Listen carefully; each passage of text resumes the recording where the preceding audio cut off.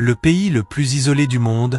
Avez-vous déjà imaginé vivre dans un endroit où il y a 3 femmes pour chaque homme? Avez-vous déjà imaginé vivre dans une montagne entourée de 3 femmes? Cela peut sembler un peu fou, mais c'est possible dans ce pays. Découvrez le Bhoutan, un petit pays situé au sud de l'Asie, dans la chaîne de l'Himalaya. Il partage ses frontières avec la Chine au nord et avec l'Inde au sud, à l'est et à l'ouest. La capitale du Bhoutan est Thimphu. Ce pays est connu pour ses paysages montagneux époustouflants, sa culture unique, et pour sa quête du bonheur national brut, utilisé comme indicateur de bien-être. Mais avant de continuer, vérifiez si vous êtes déjà abonné à la chaîne, laissez un commentaire et installez-vous confortablement sur le canapé. Je m'appelle Polo et vous êtes sur Voyage Asiatique. Le Bhoutan, un petit royaume situé dans l'Himalaya, possède une histoire riche et unique, profondément entrelacée avec le bouddhisme, qui a été introduit dans le pays vers le 6e siècle par Guru Rinpoche, également connu sous le nom de Padmasambhava. Il est considéré comme le responsable de la diffusion du Vajrayana, une forme du bouddhisme tibétain, qui a façonné la culture, les traditions et le mode de vie bhoutanais. L'influence du bouddhisme est visible dans tous les aspects de la société, de l'architecture aux pratiques quotidiennes. Au XVIIe siècle, le lama Ngawang Namgyal s'est démarqué comme une figure clé en unifiant les régions que nous connaissons aujourd'hui sous le nom de Bhoutan. Il a consolidé le pouvoir politique et religieux, établissant des monastères fortifiés appelés dzognes, qui servaient à la fois de centres religieux et administratifs. Ces dzognes existent encore et continuent d'être des symboles d'autorité et de spiritualité dans le pays.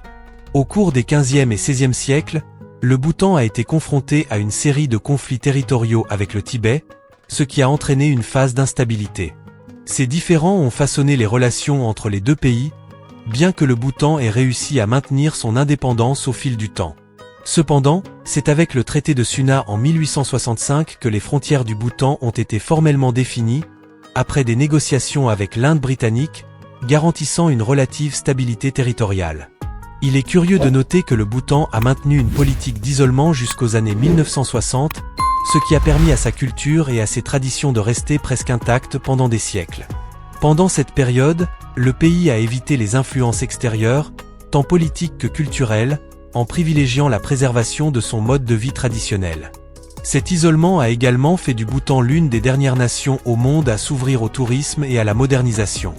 Ces événements historiques ont non seulement façonné l'identité nationale du Bhoutan, mais ont également renforcé le rôle du bouddhisme dans la vie quotidienne, résultant en une nation qui valorise l'équilibre entre tradition et progrès. La polygamie au Bhoutan, bien que permise par le code civil du pays, est une pratique de moins en moins courante, surtout dans les zones urbaines. Dans les zones rurales, où les traditions ont tendance à être plus préservées, elle peut encore être observée, bien que moins fréquemment qu'auparavant. Culturellement, la polygamie au Bhoutan était considérée comme un moyen d'accroître la richesse et le statut social d'une famille, puisque plusieurs épouses pouvaient contribuer au travail agricole et à la création de biens. Cependant, cette pratique n'est pas exempte de défis sociaux. Les conflits et les jalousies entre épouses sont courants, ce qui est attendu dans les relations polygamiques. Néanmoins, la polygamie est considérée comme une partie importante de la tradition dans certaines communautés rurales, étant perçue moins comme un choix romantique et plus comme une structure familiale fonctionnelle qui bénéficie économiquement aux familles impliquées. Avec le temps et la modernisation du pays, notamment dans les zones urbaines, la polygamie est devenue de moins en moins pertinente, reflétant un changement dans les valeurs et les pratiques sociales du Bhoutan. L'impact de cette pratique sur la société est donc un mélange de préservation culturelle et d'adaptation aux nouvelles normes sociales. Les femmes bhoutanaises ont une présence marquante tant dans la culture que dans la société du pays. Physiquement, beaucoup d'entre elles possèdent des traits typiques des populations himalayennes, avec une peau claire, des yeux en amande et des cheveux sombres. En ce qui concerne l'habillement, les femmes au Bhoutan portent traditionnellement le kira, un vêtement long fait de tissu coloré, enroulé autour du corps et maintenu avec des broches aux épaules.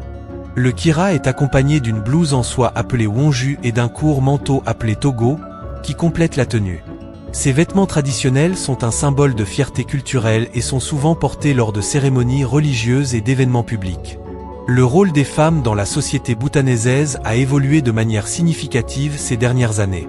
Historiquement, les femmes au Bhoutan occupaient des postes importants au sein de leur communauté, principalement dans les zones rurales, où elle gérait souvent des terres et des propriétés en raison de la nature matriarcale de certaines régions.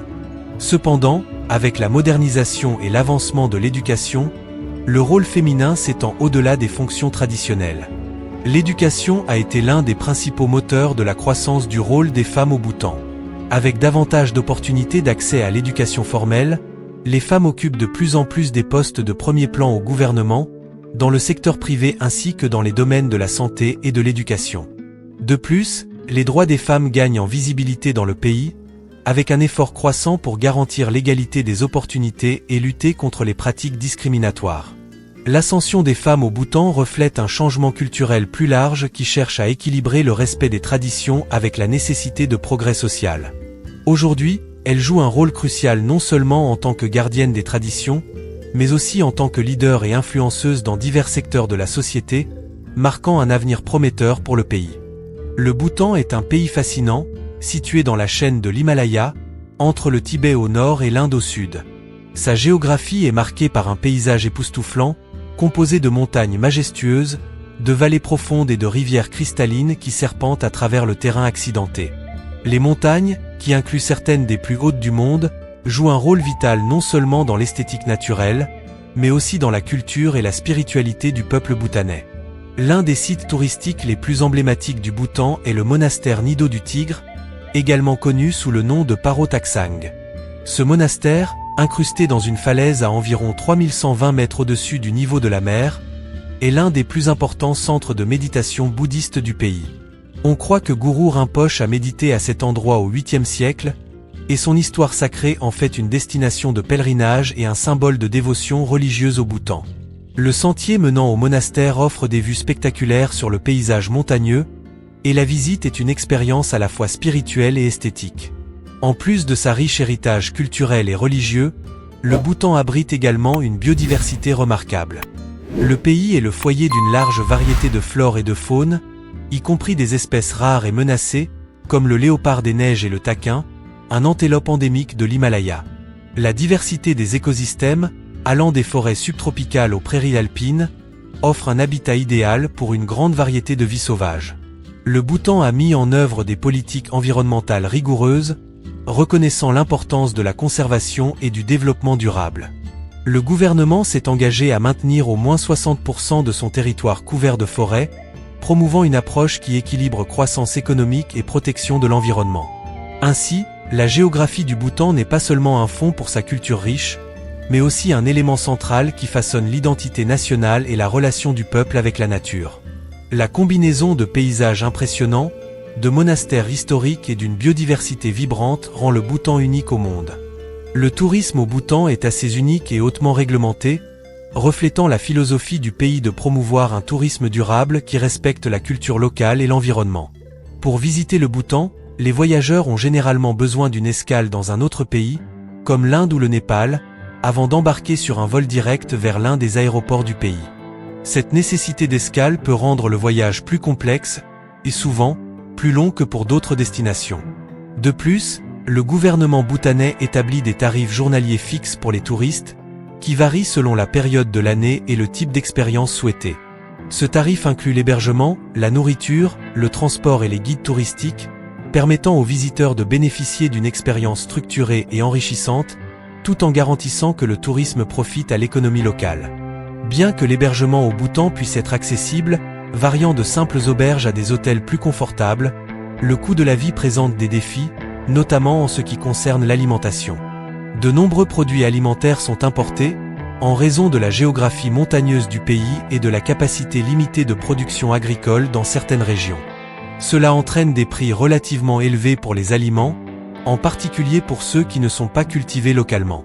Les fruits, légumes et produits laitiers, par exemple, peuvent coûter plus cher que dans d'autres pays de la région. De plus, le Bhoutan met fortement l'accent sur la préservation de sa culture et de son environnement, ce qui signifie que le tourisme est perçu non seulement comme une source de revenus, mais aussi comme une opportunité de promouvoir le patrimoine culturel et la sensibilisation environnementale. Par conséquent, l'investissement dans des expériences touristiques au Bhoutan va au-delà de la simple consommation. Il s'agit d'une immersion dans la culture, l'histoire et la nature du pays. En visitant le Bhoutan, Les touristes ne profitent pas seulement de paysages spectaculaires et de l'hospitalité bhoutanaisaise, mais contribuent également à la conservation des traditions et de la biodiversité, garantissant que l'avenir du pays reste durable et authentique. En conclusion, le Bhoutan se distingue comme une destination véritablement charmante, où la nature luxuriante s'entrelace avec une culture riche et profondément enracinée dans le bouddhisme. Les montagnes majestueuses, les vallées sereines et les monastères historiques créent un environnement qui non seulement enchante les visiteurs, mais offre également une immersion dans des traditions uniques, comme la polygamie, qui, bien que moins courante aujourd'hui, fait encore partie du tissu social de certaines communautés rurales. Chaque aspect du Bhoutan, de ses pratiques culturelles à ses politiques environnementales, reflète un engagement envers la préservation de l'identité nationale, en faisant un lieu fascinant à explorer. Si vous avez aimé cette vidéo sur le Bhoutan et souhaitez en savoir plus sur ce pays incroyable et ses curiosités, n'oubliez pas de liker, de commenter et de partager. Votre interaction est très importante pour nous. De plus, n'hésitez pas à suggérer des thèmes pour les prochaines vidéos. Nous voulons savoir ce que vous aimeriez voir. Nous vous remercions de nous accompagner dans cette aventure et espérons vous retrouver lors de notre prochaine exploration.